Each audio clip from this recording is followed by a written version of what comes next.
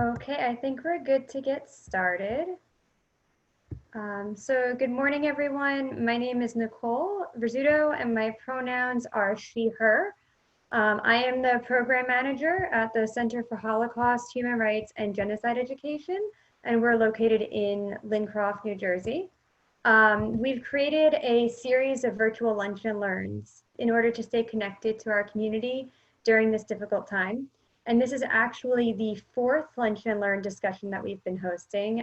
You can see the first three at our YouTube channel at youtube.com/change BCC, and that's change with two H's. And those lunch and learns include women during the genocide in Rwanda, led by our director, Dr. Sarah E. Brown. Personal survivor history, Helena Flaum, led by Ali Evans. And personal survivor history, Dr. Hachik Bogosian, led by me. Today's discussion, Queer ABCs Using Inclusive Vocabulary, was set up in order to prepare everyone for the National Day of Silence, which will take place this Friday, April 24th. National Day of Silence is a day on which LGBTQ youth and their allies across the country refuse to speak throughout the school day in order to draw attention to the silence that's been forced onto the LGBTQ community over the years. Unfortunately, because we're not in classrooms right now, this Day of Silence might be forgotten, but there is a huge social media presence around National Day of Silence this year. So I encourage you, if you have Facebook or Twitter or Instagram, to look up the National Day of Silence on Friday and join in on the discussion. Some housekeeping before we continue. The chat is currently private. You can only chat to the host, which is me and our executive director, Sarah, and our two staff members, Karen and Allie. So if you have any questions, feel free to use that chat option to talk to the host. But questions about the presentation, we ask that you hold to the end. Once the presentation is over, you'll be able to chat with everyone and ask any questions that you have. Your audio is off for the duration of this lunch and learn. So again, any questions should be put into the chat. And to get to the chat feature, just hover your mouse either at the top of your screen or the bottom of the screen and click on the word chat. This presentation is currently being recorded, and a recording will be available on our YouTube after the presentation. We'll also send out an email with a link to the recorded presentation after we've ended the event. I would like to invite you to join us tomorrow night for our Armenian Genocide Remembrance event at 7:00 p.m. Eastern Digital Time on our Facebook Live page, and I'll discuss that event a little bit more at the end of the presentation. So I think that we're at a good starting point, so let's dive in. So why do we need to have inclusive language? Why is it important for the LGBTQ community to have a vocabulary and utilize this vocabulary? What we know statistically is that suicide rates are very high among LGBTQ youth, and that continues today. That's not a historical statistic, that's current. And last year, the Trevor Project actually put out a survey to LGBTQ youth, and what they found out is that suicide rates drop 40% when an LGBTQ youth has one supportive adult in their lives. That statistic is from June 2019, so it's very recent. And really just knowing the language and knowing how to communicate with a queer youth in a way that they understand is important, and it gives them a sense of security and a sense of identity that they might not have in other situations. So this presentation is really about finding affirmative and inclusive language and empowering you to use that comfortably. Why does the LGBTQIA community need this vocabulary? Primarily because these identities were not allowed to be spoken about for over 100 years. Lord Alfred Douglas, who was the lover of the very famous Oscar Wilde, wrote a poem called The Two Loves, and in it he referred to homosexuality as the love that dare not speak its name. And this silence was forced onto the LGBTQ community throughout the Western world and also throughout the entire globe for the 20th century and into the 21st century. So by having these identities and naming them and utilizing this vocabulary, the LGBTQ individuals in your life are able to affirm their experiences and really control the narrative of who they are and how they identify. I just want to go over the letters of LGBTQIA so that everyone has the same jumping off point. So L is for lesbian, G is for gay, B is for bisexual, T is for trans, Q is for queer or questioning, I is for intersex, and A is for asexual or agender. And we'll talk about each of these identities a little bit throughout the presentation. So we'll start at the beginning of the alphabet with A is for asexual. So oftentimes the asexual community is seen as a very small community and not really recognized as a major player in the queer community. However, recent surveys show that up to 1% of the world's population is asexual. And that means there's about 70 million people who currently identify on the asexual spectrum. And that spectrum begins with people who are sex repulsed, so people who have a physical or emotional aversion to the concept of having sexual intercourse, people who are indifferent to sex and will, engage in it if their partner is interested but have no interest themselves. Gray sexuality and demisexuality are really on the spectrum and usually mean that you have to have a romantic or emotional connection to someone before you can feel sexual attraction to them. And this spectrum ranges widely. Some people, have very little interest. Some people have interest only on certain days. And it really is respecting someone's identity and affirming what they tell you asexual means to them. Oftentimes, members of the asexual community will use the term ace as a short form of asexual, and the colors of the asexual flag are featured here, and they are purple, gray, white, and black. B is for bears. Now B can be for many things in this alphabet, but we're going to go with B is for bears. And bears are a subgroup of the male gay community, which usually have more body mass and usually have more body hair. So if someone says that they identify as a bear, they're usually a larger person and a little bit hairy. This subgroup really does create its own identity within the gay man community. They have, their own get-togethers, they have reunions, they have parades, they have marches. You can see one here with the bear flag. So the bear flag is a variety of different shades of yellow to brown. And there are different types of bears. So you can have a bear, which is a larger man with body hair, a wolf, which is a thinner man with body hair, and an otter, which is a thinner man with less body hair, but they're all within the bear community.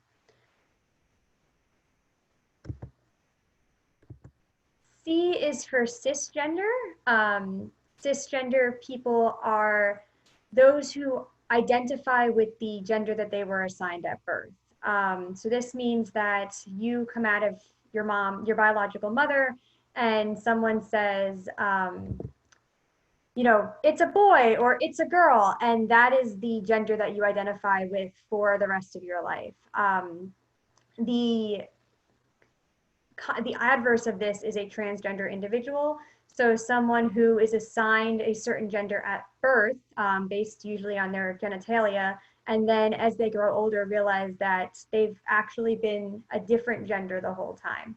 This gender unicorn was created by trans students, and if you take a look at it, it does show the different spectra upon which gender exists. So you can have gender identity. This is really how someone identifies themselves.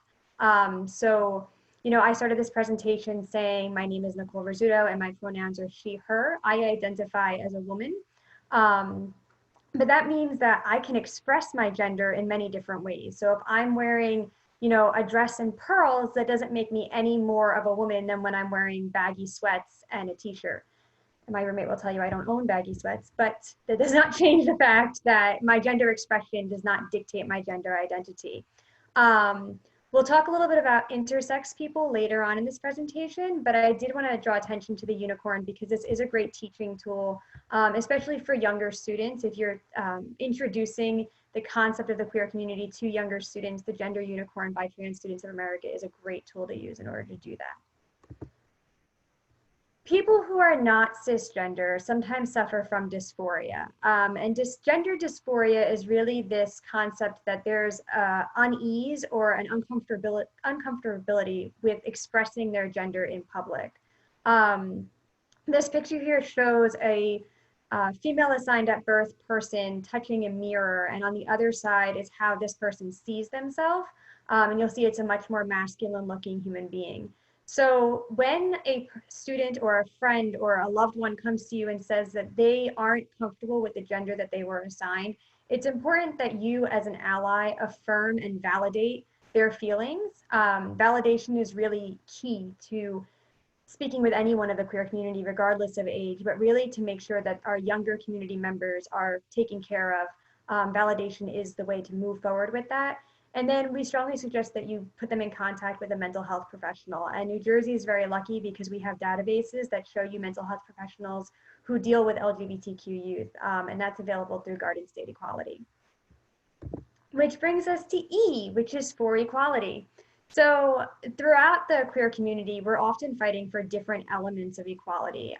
Gender equality is very important to the queer community because so many of our brothers and sisters identify on a feminine spectrum. And this means that they can face discrimination based on what they're wearing, based on the gender that they were assigned at birth, based on biological needs, based on their sex. So having gender equality across the United States and across the globe has become a key issue for the LGBTQ community. And that snowballs into transgender equality. So making sure that there are protections for our trans brothers and sisters as well. The LGBTQ community celebrated a huge win in 2013 when we got marriage equality across the nation. But that continues to be an issue on a smaller state and city level as city and state officials refuse to honor these protections that were passed by the federal government. So that continues to be a battle that queer people are fighting. What this map in front of you shows is the employment protections throughout the country. So if you look at the purple states, you'll see that there's protection in those states for people regardless of their sexuality and their gender identity. So it doesn't matter what your sexuality or your gender identity is, you cannot be fired from either public or private employment because of how you identify. In the darker blue states, those protections exist for your sexuality in both private and public work, but only in public work for your gender expression. So if you are a transgender person who's employed in a private corporation in one of the dark blue states, then you could be fired for your gender identity. And then it kind of goes down, and you can find this map, it's on Wikipedia, and take a look at it. But I want to draw attention to the gray states. There are 12 completely gray states on this map, and those 12 states, as of December 2019, do not have any protections for either your sexual orientation or your gender identity in either public or private employment. Now, if you're employed by the federal government, you have these protections, but if you're employed by the state government, these protections do not exist. So if your employer finds out that you're gay, that you're trans, that you identify as gender non-conforming, they can fire you, and they are within their rights to do so. So that's really where the battle continues today for the LGBTQ community. I mentioned being feminine of center on our last slide. So F is for Femme. And on our little unicorn that we were looking at, there is gender expression. And in gender expression, you really have masculine of center, and then on the other side of the spectrum, you have feminine of center. And this is how you choose to dress, how you, your speech patterns, how you present yourself to the world. Within the gay male community, there is a stress upon this concept of no femmes. And this is often common in Grindr bios. So Grindr is like Tinder for the gay male community. And the no femmes really does ostracize men who present as more feminine of center. Within the lesbian and queer women community, there's also femme invisibility. So if you look at the meme here, which is apparently covering one of the words, I apologize for that. You'll see a woman and it says goes to a gay bar and gets hit on by straight men. So this femme invisibility really exists within the lesbian community, where certain women will not give you attention if you look too feminine, and then within the straight community as well. across the LGBTQ community, there's also this distaste for those who are straight acting, so people who can pass as straight. And passing is something that the gay community inherited from the African American community, where if you can pass as straight, you have more privilege than people who cannot pass, the same way that if you can pass as white, you have more privilege than people who cannot pass. Just keeping track of my alphabet in my head. So G is for Gold Star, and Gold Star was a very popular concept in the 90s and early 2000s, but it continues to be a way to police who gets to identify as what. So this is a tension point within the queer community. And a Gold Star is a homosexual who has never had sexual intercourse with a member of the opposite sex. So this is difficult because, first of all, we know that gender is a spectrum, and so you can't really have an opposite gender or an opposite sex. But also it keeps people from, embracing the identity that feels true to them. So I know that the younger members of the LGBTQ community are slowly phasing out this phrase, but it is important to know, especially when addressing bullying within school environments. H is for heteronormativity. Adrienne Rich, who was a lesbian theorist in the 1970s and 1980s, wrote an article that has since gone famous within feminist circles called Compulsory Heterosexuality and the Lesbian Experience. And in this article, she really focuses on how from birth, right, people are really force-fed these narratives of how they're supposed to act and who they're supposed to fall in love with, all based on the gender that they were assigned at birth. And this narrative of how you're supposed to live your life is heteronormativity. It's, how culture and the media really tells you that young girls are supposed to fall in love and get married and have 3 kids and live out that Disney princess fantasy. And so the queer community is really focused on problematizing that and looking at how the world could be different seen through a lens of queer theory, which we'll get to later in the alphabet. Heteronormative ideas are often shortened to cis-het, which means cisgender and heterosexual, and can be used to explain mainstream society when talking to members of the LGBTQ community. So I mentioned that we would talk about intersex. I is for intersex, and they also make up about 1% of the global population. It's just as common as having red hair or green eyes, and it really is a biological process that happens in humans and in a bunch of animal species as well. So it's completely natural. A child is born with genitalia of both what would be considered male and what would be considered female. Up until the early 2000s, doctors and parents would often work together to decide which sex their child would be. So there would be reconstructive surgery, either when the child was born or very early in their life, to force them to be one sex or another. But since the early 2000s, there's been a strong focus on gender autonomy, where a child is biologically left alone after being born intersex and is able to really feel out his or her or their gender as they get older. And this leads me to 2 acronyms within the queer community, MAAB and FAAB, which stands for male assigned at birth and female assigned at birth. So it really is, as much as we say any child born with male genitalia is obviously a boy, that really is something that we don't know because the child is, forming their gender identity as they grow. And so that doctor saying it's a boy is really assigning a sex at birth that the child might find problematic as they grow older. J is for J. Jack Halberstam, who is a professor of English at Columbia University. And Professor Halberstam identifies using pronouns both she and them, so I'll interlace them throughout this small section. Professor Halberstam wrote the book Queer Failure, which really looks at how capitalism is impossible for most queer people to live up to. And so by living their lives, queer people are able to question how that works in their lives and what it means to be successful as a member of the LGBTQ community. They're also a major writer within the field of queer theory, which is the study of what it means to be a member of the LGBTQ community and how that community impacts mainstream society. Her most recent book is Gaga Feminism, Sex, Gender, and the End of Normal, which is a book about Lady Gaga and how Lady Gaga has really changed the way that femininity is understood in mainstream society today. So J. Jack Halberstam has been, in feminism and in queer theory since the 80s, and they continue to be a driving force in understanding what it means to be queer in the world today. K is for Alfred Kinsey, and Alfred Kinsey is the inventor of the Kinsey scale, which you'll see here. Kinsey was a sexologist in the 1940s and 1950s, and he and his research assistants wrote 2 books called Sexual Behavior in the Human Male and Sexual Behavior in the Human Female.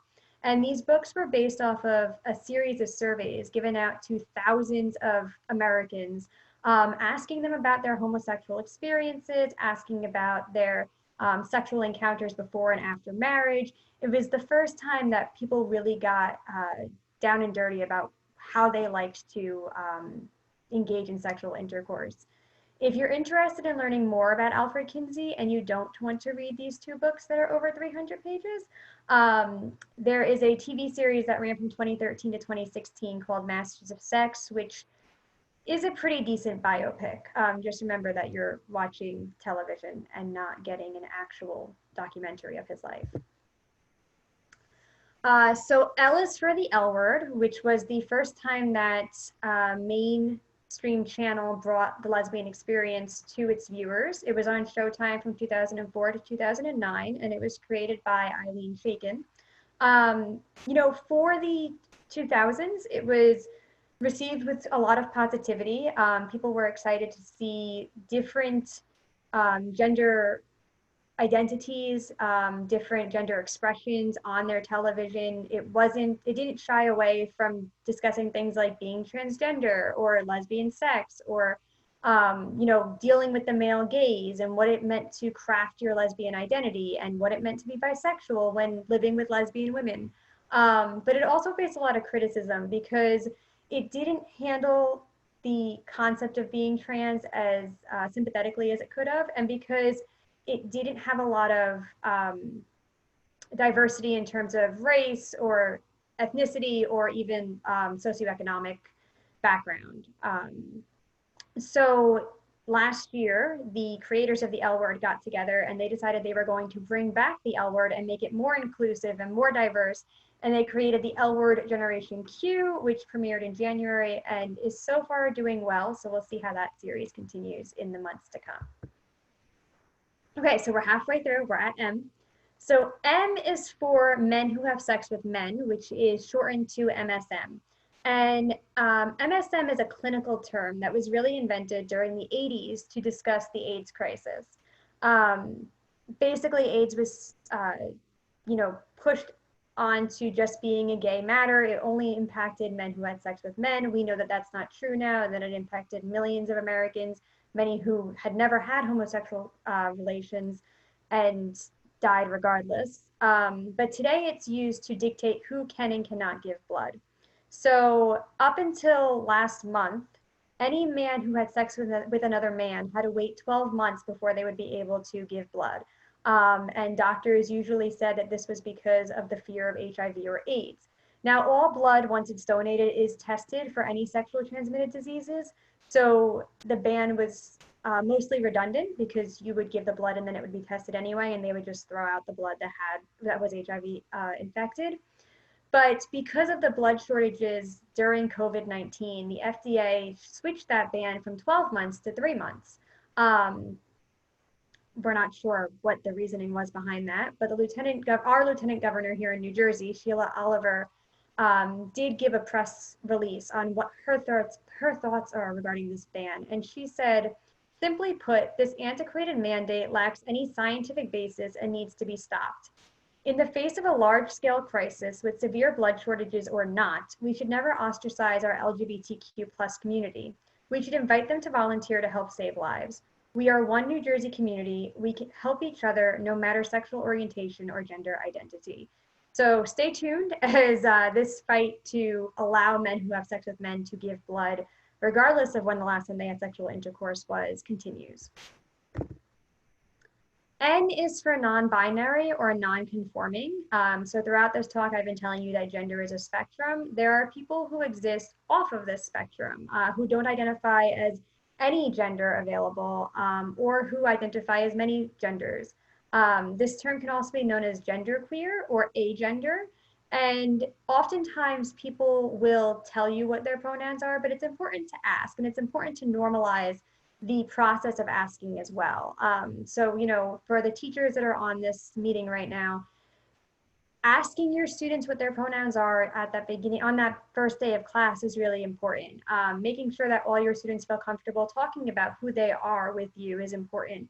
And we really need to start validating that concept as well. The younger members of the LGBTQ community have created a term called gender creative, which is being used to show how gender expression and gender identity really work together and also work against each other. And each types of those identities and expressions need to be validated. So what does it mean to be out? Most people in mainstream society have heard the phrase out before, and it really is the process of a person within the queer community saying to other people that they are a member of that queer community. Oftentimes, if you are a member of the queer community, you are asked to remain silent about your identity, or you feel like talking about your identity could cause you physical or emotional harm. Many of the movies and books written about queer characters throughout the 20th and early 21st century focused on the negative impact of telling your family or your friends that you are bisexual or you are trans. So coming out is really the process of telling your loved ones and telling the world that your identity is valid and that this is what your narrative of who you are is. In recent years, outing across the world has become a problem. It started in Kenya and Uganda a few years ago when groups within the country would actively try to catch people having sexual relations with the same sex and then out them publicly, causing them to lose their jobs, sometimes resulting in prison time or death. It's a huge issue right now in Morocco as a Moroccan influencer went online a few weeks ago and said, it's our duty as Moroccans to go and find gay men. And so now people are taking to the internet to out people against their will and tell the world that, my friend Bob is a homosexual, and then Bob ends up being wanted by the government. And homosexuality is a crime punishable by death in about 50 countries in the world right now. So outing is definitely not an appropriate way to speak about someone. On our level, it's important to realize that if a student or a friend comes to you in confidence and says, I'm suffering from gender dysphoria, or I think that I might be gay, that you not share that information with anyone unless you have the student's permission, because you don't know who your friend or that student is keeping that information from, and you don't know why. So make sure that if someone tells you this information in confidence, that you're validating, but also that you understand who does and does not know this about that individual.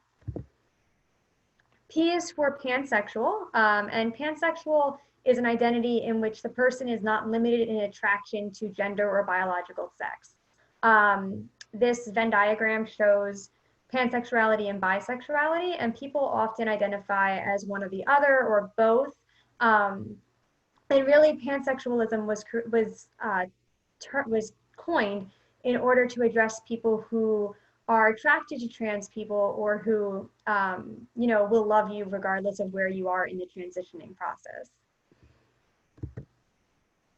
Q is for queer, and queer started off in the 17th century as a word to describe someone or something that was strange or different. So, someone wearing a bright yellow raincoat in the middle of a sunny day would be considered queer back in the 1700s and 1800s.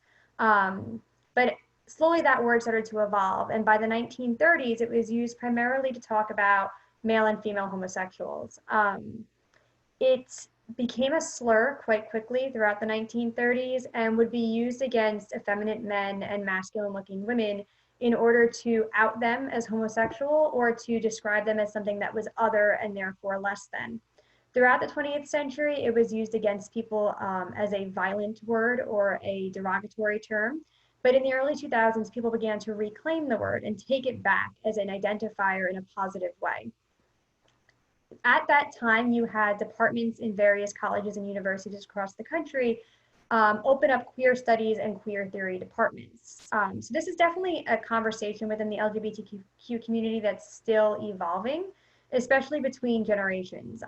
Older members are often hesitant to use this word as an identifier because it's so laced with violence and anger, whereas younger members embrace it because it allows for more flexibility across the spectrum than something like homosexual or trans would. So queers usually use it by the younger members as an umbrella term. In recent years, this has been a problem in schools as teachers will report bullying for the use of the word because it was a slur for so long, but you do have many queer youth who are reclaiming this word. So just keep that in mind when reporting bullying incidents. R is for Rent, which was the first Broadway success to represent HIV and AIDS positive people.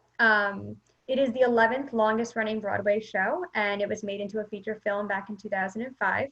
It has one of the most diverse casts before Lin-Manuel Miranda showed up, and it focuses on people who are trans, Jewish, Black, Hispanic and Latino, gay, and lesbian. And it takes place in the 1990s and really tackles what it meant to be HIV positive at a time when there wasn't a lot of medical options, and also what it meant to be someone who was heteronormative and had a lot of friends who were not, and how that heteronormative person had to grapple with being the only one who wasn't HIV positive and come to terms with his role as an ally for the community. Definitely a great movie and a really good play. S is for SWERF, which is a sex workers exclusionary radical feminist. SWERFs are also paired with TERFs, who are trans exclusionary radical feminists. And these are feminist women who believe that sex work is not valid work and that transgender women are not real women. A lot of this is rooted in the morality of sex work. And if you want to learn more about that, I suggest reading Susan Brown Miller's work from the 1970s and 1980s, as she really captures what women were thinking regarding sex work and pornography at this time. TERFs are receiving more and more criticism in the United Kingdom right now as lesbian and queer women groups are pushing away this concept that trans women aren't real women and really trying to embrace our trans sisters and bring them into the fold. Speaking of trans sisters, T is for transgender, and this is the concept of having a gender or identifying as a gender other than the one that you were assigned at birth. This word has evolved through the years. Back in the early 20th century, a trans person would be considered a sexual invert. So back then there was no difference between being trans and being having a different sexual orientation than heterosexual. So everyone who was not a cisgender person who was attracted to the opposite sex was considered an invert. And then that word has changed over the years to a few slurs that were used throughout the 1980s and 1990s. You had transvestite, which meant wearing clothes other than the ones that your gender would be assigned. And then eventually this concept of transgender, where you really feel like your gender and you know that your gender is different than the one that the doctor assigned to you at birth. The trans and gay panic defense was recently banned here in New Jersey in late 2019. And this panic defense is still valid in 43 states across the country. I think there's one in which it's being contested. So 43 states across the country allow for the trans panic defense. And this defense basically says that if you murder someone because you just found out that they were trans and you went into a blind rage about this, your murder was justifiable and would be brought down to manslaughter. This was used a lot in the 60s and 70s when trans sex workers would be picked up in cars and then the person who was paying them found out that they were trans and murdered them in that car. Many of these murderers were then let go because their murder was seen as justifiable. So again, that panic defense is still valid in 43 states, although it hasn't been used since 2003. U is for unicorns, and unicorn is a phrase used within the LGBTQ community to describe bisexual women who are available for threesomes with a heterosexual couple. They're called unicorns because they don't exist.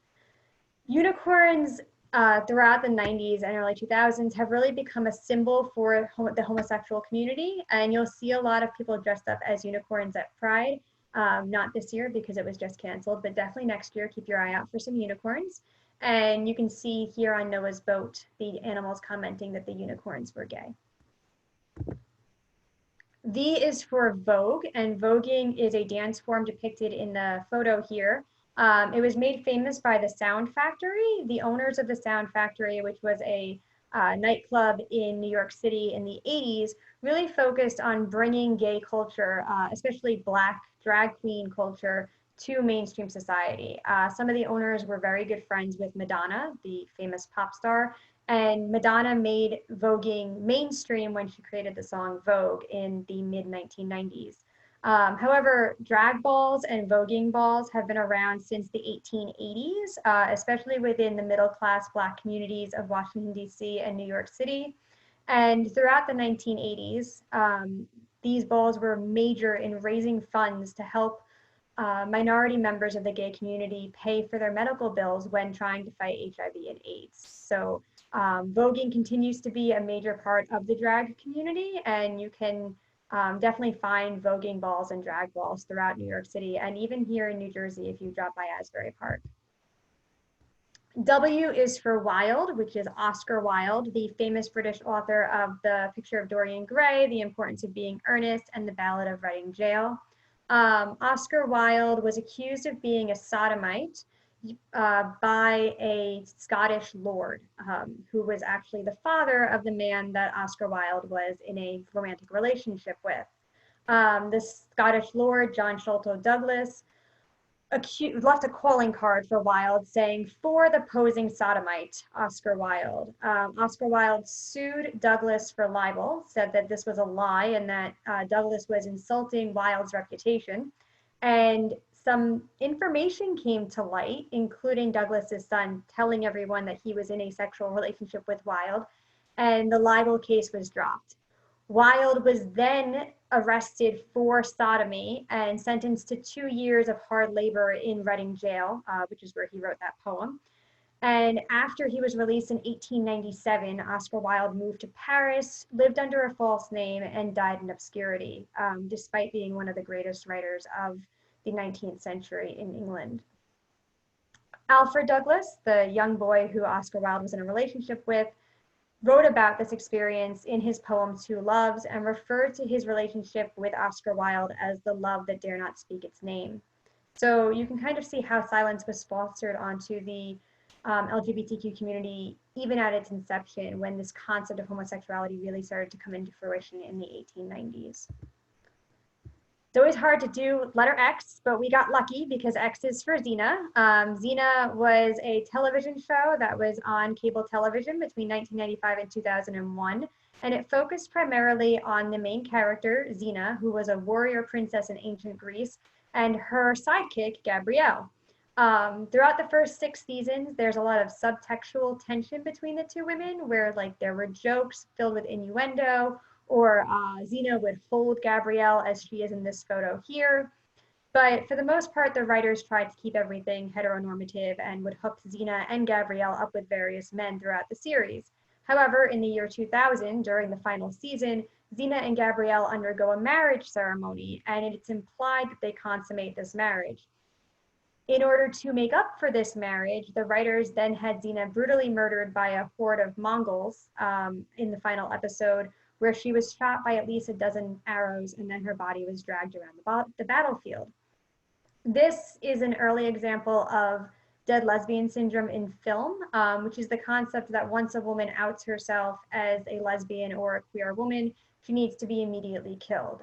It's also been common in Buffy with the brutal death of one of the lesbian characters, and also made famous by the murder of Lexa in the television show The 100 in 2016. Y is for youth. So I do want to take a moment to look at these statistics. 30% of suicides among youth each year are LGBTQ youth, LGBTQ identifying youth. And this is from Lambda Legal, and that statistic is from 2016.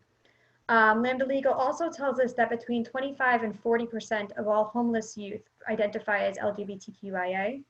And we do know from Gender Pack that at least one person is murdered because they are transgender each month in the United States. And all of these statistics are within the last 5 years. So you can see that we do need people who will validate the experiences of queer youth, because as I said in the beginning, just one validating adult can lower the suicide rate among LGBTQ youth by 40%. And Z is for Z and here, which are neutral pronouns used by people who fall on the transgender spectrum or are gender nonconforming or gender creative.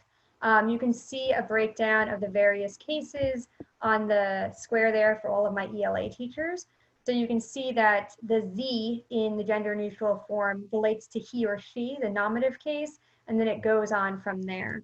While they and them is more common now, especially among younger members of the LGBTQ community, Z and here continue to be a way for people to identify themselves as agender or gender nonconforming. We suggest not calling people it, as this dehumanizes a person. If you don't know someone's pronouns, you can just refer to them as they, which we already do. You'll catch yourself doing it in everyday talk. If you don't know the gender of someone's dog, you'll refer to the dog as they. If you don't know the gender of someone's friend, you'll say, oh, are they coming? So you'll definitely already be doing it. Just try to make it a conscious practice and don't call people it. So that's the whole alphabet, A to Z, but it really is an introduction to queer studies and understanding LGBTQ identities. If you want to learn more, I have this giant bibliography that you can click on. So we'll also include the PowerPoint in the resources that we email you out after this presentation. I want to say thank you to everyone at Change who made this possible, especially Sarah, Ali, and Karen, who are in the meeting right now and really helped with making sure that my PowerPoint worked and making sure that we could bring this onto a Zoom meeting. And I'd also like to thank the Change Board and volunteers for their support in addressing this topic and making sure that we could bring it to our community. I mentioned in the beginning that I would talk about our upcoming events. So we have our Armenian Genocide Remembrance event tomorrow, Thursday, April 23rd at 7 p.m. Eastern Digital Time. And that will be on our Facebook Live page. So you can get there at facebook.com/changewith2h's.bcc. It's also on our website. Also, again, all of these lunch and learns are recorded at our YouTube channel. So feel free to check them out at your convenience, use them in your classrooms, especially those digital classrooms now, and review the information that we've gone over so that you know what terms to Google when you're trying to remember what I said.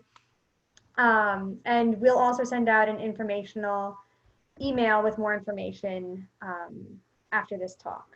So I'm going to open up the chat to everyone now.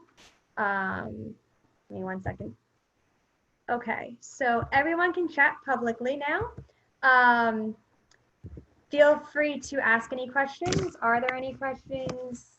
If there are not any questions, that's okay too.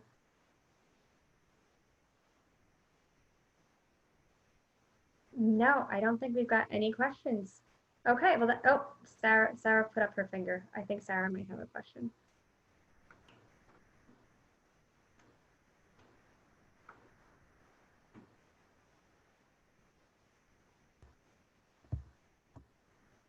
Okay, so one of our questions is the execution of homosexuals in Morocco and the US policy on asylum seekers who are persecuted for their sexual orientation. I honestly don't know what it is under the current administration, and that's because they have not issued any direct policies. But in previous administrations, there was a clause that you could seek asylum based on persecution for sexual orientation. Really, to seek asylum in the United States, you have to be able to show that your life is in danger because of your identity or your political beliefs. And so sexual orientation in these countries in which death is one of the punishments is definitely a reason to seek asylum and can be used to guarantee asylum. But that's definitely something that we can look into and mention in the resource email or as a follow-up. One of the questions is the best way that someone can be an ally. As I mentioned throughout the talk, it's so important to validate the individual experience. You know, I gave you a bunch of words that don't mean anything unless they help someone identify who they are. All of these words were created, right? They weren't, I mean, every word is created, but these words were created especially by members of the LGBTQ community to identify themselves, to push back on the terms sexual invert or cognitive disorder or, you know, degenerate, which were used to identify homosexuals and transgender people throughout the early 20th century. So if a friend or a student or a loved one comes to you and says, hey, I'm bisexual, it's important that you validate that. If they say, I don't know what my gender is right now, I don't know how I identify, it's also important that you validate that. The best way to be an ally is to educate yourself about the queer community and then use that education to validate the experiences of the youth that you come into contact with every day. Okay, one of the questions is when taking roll, should you ask about pronouns? So in my other life, I teach at a community college, and I think one of the techniques that I use is when we do those, write your name and major and reason for taking this class on a note card, I include their pronouns. Usually it's okay to do this, but you know, always accept that your students' pronouns could change. So if you want to start off your first day of class and say, okay, we're going to go in a circle and everyone's going to tell me your name and your pronouns, just be aware that this could lead to bullying incidents. So you have to be prepared for that as well. And I think every public school in New Jersey now has an anti-bullying coordinator. So definitely work with them to make sure that you have the tools that you need to address any bullying that might arise from this issue. Also be aware of the fact that your students might come to you and tell you that the name on your roll call sheet is not the name that they identify with. So be respectful of the fact that the name that's on your roll call list is their dead name and should not be used under any circumstances when speaking to the student out loud in the classroom, and really try to be respectful of their chosen name. What is the situation in New Jersey for members of the queer community? So my friends and I like to call Jersey the liberal bubble because we're relatively safe here. Mostly any protection that you might need does currently exist, especially with the passing of the especially with the passing of the ban on the trans panic law. So this really means that you can change your gender identity, your gender identifiers on your birth certificate as of last year. And that's really through the work of Garden State Equality and Rebecca Bruzahoff, who is a 12-year-old activist for trans rights. And that's the Babs-Silberstein law, if you're looking to Google that. Also, you know, we legalized gay marriage a bit earlier than the federal government did. We also really have protections in public and private employment for both sexuality and gender identity. So for the most part, if you identify on the LGBTQ, as a member of the LGBTQ community, I can't think of anything in which discriminating against you would be legal from an employment background or a marriage background or violence in any way. Dave D'Amico, who works with Change, does a great talk on hate crimes in New Jersey, and in that he really focuses on how any bias against someone based on their sexual orientation or their gender identity is considered a hate crime in the state. So that's definitely something that you should keep in mind. Any tips for teachers working with co-teachers who will not call students by their preferred names and pronouns? I think that's definitely a conversation to have with your supervisor or your principal. You know, as the LGBTQ history law goes into effect next year and more schools are going to move towards being as affirmative as possible and focusing on the queer community as contributing members to society throughout history, it's important that supervisors and principals be on board with validating students' preferred names, validating students' identities, and making sure that those students feel safe. So not using a student's preferred name could be seen as an act of bullying, as per the Garden State Equality website. So if you have a co-teacher who's refusing and their supervisor is not, you know, correcting that behavior, you can go up to the principal or the superintendent and, you know, get Garden State Equality involved, and they will tackle that issue with you. They have a great team there that focuses on being more validating in schools. Okay. Disabled replace handicapped, and person with a disability replace disabled person. What are some outdated terms that you still hear people use out of ignorance with intent to insult? There's a lot in the queer community. I think that people still use tranny a lot, which just saying that word makes me kind of ill, because that really does reduce a person who identifies as transgender to less than human, to something that isn't natural or normal. But in terms of words that can be used, you know, the F word and the D word are both usually shunned by queer people speaking to people who are not in the queer community. So these words have been reclaimed, but in the same way that we ask that mainstream society not use the N word, we also ask that mainstream society not use words that have been reclaimed, other than queer, which is in a gray space and people don't really know where we're moving with that yet. So give me 10 years and I'll have a better answer on the word queer. Is DNA used to determine gender identity when it comes to babies born with ambiguous genitalia? It has been in the past. And there was a case, I want to say in the 80s, where a woman believed that she was assigned male at birth, and she believed that she was intersex, but she couldn't like find the physical proof of it. So she did have a blood test done, but or a DNA test done, not the same thing.